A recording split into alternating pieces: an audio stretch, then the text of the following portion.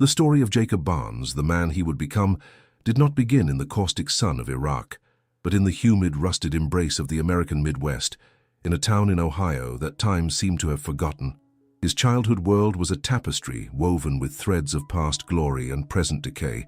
He grew up to the sound of the city's industrial symphony, the lonesome, mournful horn of the CSX freight train cutting through the 2 a.m. silence, a metallic wail that promised a vast, faster-moving world. Somewhere far away, his playgrounds were the skeletons of steel mills and auto plants, labyrinths of twisted metal and broken glass, where he and his friends would stage battles and adventures, not understanding they were playing upon the tomb of their parents' dream. The city's air had a particular scent, a mix of ozone before a summer thunderstorm, the damp earth smell of the Cuyahoga River, and, on certain days, a faint metallic tang that seemed to emanate from the soil itself, as if the land were exhaling the memory of heavy labor. He learned to love this melancholy, to find a severe beauty in his town's stubborn refusal to simply vanish. Yet, as he grew, this love mingled with a sense of claustrophobia.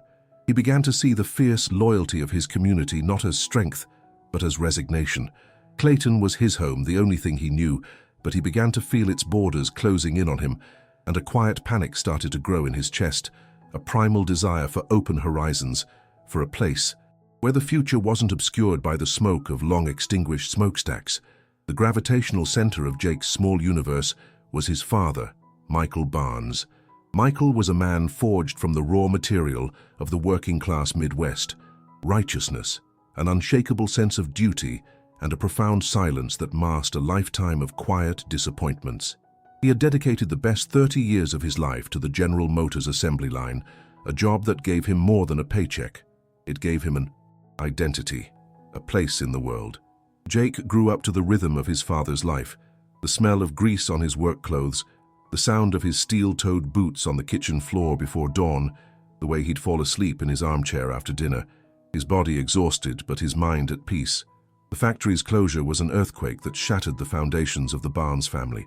Michael, a man who had never asked anyone for anything, was forced to navigate the humiliation of unemployment, bureaucracy, to accept odd jobs painting or landscaping for a fraction of what he used to make, just to maintain the dignity of being a provider. Jake watched, helpless, as the light in his father's eyes dimmed. The strength in his hands, once capable of wielding heavy machinery with precision, now seemed uncertain as he struggled to fix a leaky pipe under the kitchen sink. Michael never spoke of his pain, but Jake saw it in the way he stared into nothingness, in the stiffness of his shoulders. It was through his father's silent sacrifice that Jake learned the meaning of honor, but it was also through his father's silent defeat that he learned the meaning of fear, the fear that a lifetime of hard work was not enough to protect you from the indifferent tides of the economy. As a counterpoint to the earthly reality of his father, there was the mythology of his grandfather, Sergeant Frank Barnes, a revered ghost, a hero of the Second World War who had survived the bloody landing on Omaha Beach. Frank was the founding legend of the Barnes family. He had passed away before Jake could form memories of him, but his presence was felt in every corner of the house. The primary shrine to his legend was a cedar box kept in the back of his father's office closet. On rainy afternoons, Jake would sneak in, open the box, and conduct a secret ritual. He would touch, with an almost religious reverence, the Purple Heart, imagining the wound that earned it. He would trace the engraved letters on the bronze star with his finger, trying to picture the act of superhuman courage that it signified. The American flag, folded into a tight, crisp triangle, seemed to hold an energy of its own. Frank, according to family law, was a man of few words about the war. The one time he was pressed at a family dinner, he simply fell quiet, his gaze lost somewhere far away, and after a minute that felt like an hour, he only said, "The only thing you need to know is that war is a terrible waste of good." Young men, that silence, that refusal to glorify the horror, made his heroism even more profound in Jake's imagination.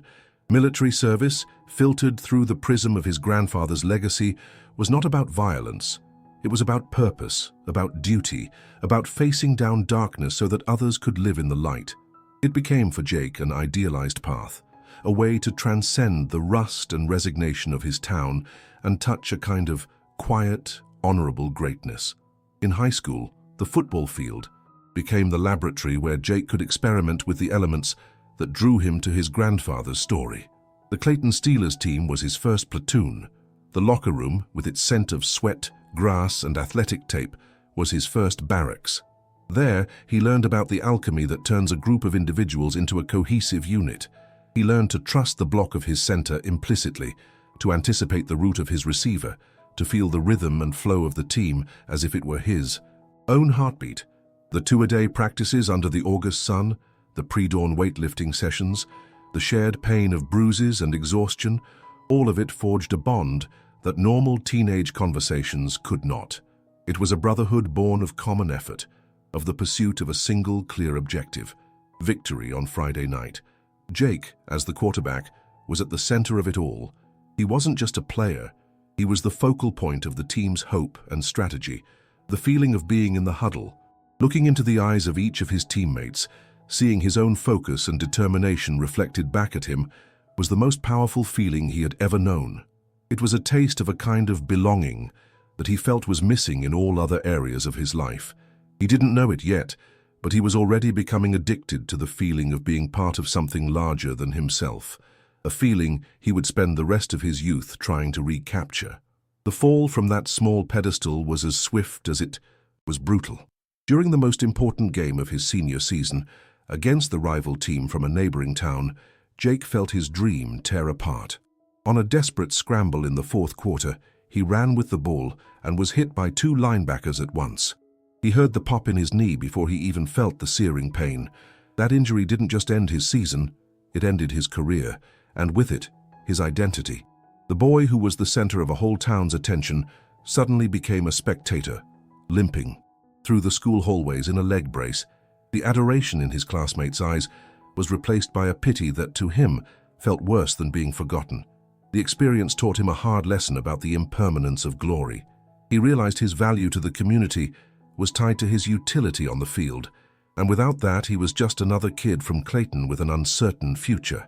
The loss of the football scholarship he'd been hoping for was the final blow. The door that football represented, his ticket out of town, had been slammed shut in his face. For the first time, Jake felt truly lost, stripped of the role that had defined him, forced to confront the same unadorned reality he saw in his father's face every day. The local hero had fallen, and the fall left him face to face with the void. The summer after his high school graduation was a long, hot meditation on despair. Without the structure and purpose of football and with no clear path forward, Jake plunged into the world of manual labor to which he seemed destined. He joined a local construction crew, a group of hard-tired men who treated him with a mixture of mockery and pity. He spent his days doing the heaviest work, hauling bags of cement, digging trenches under a merciless sun, feeling his muscles burn and his hands bleed. The pay was low, but the cost to his soul was high. Every drop of sweat seemed to solidify his place in that town. At night, he would meet his friends and see his own fear reflected in their choices. He watched Scott, his former star receiver, sink deeper into an addiction to painkillers after a work accident, his once bright eyes now dull and distant. He saw others give in to a life of petty crime and big hangovers, their anger and frustration manifesting in pointless bar fights. One night, sitting in the bed of his old pickup truck with Scott, he was offered a few pills. Just to unwind, man, everyone does it. Jake refused, but the scene haunted him. He saw the abyss opening. Before him, one path was the stagnation of his father, the other was the self-destruction of his friends. The town of Clayton, once a home, now felt like a trap, and he felt its walls closing in, the air growing thin, and he knew that if he didn't find a way out, he would be swallowed. The way out materialized in the form of a glass door wedged between a laundromat and a pawn shop, the U.S. Army Recruiting Center.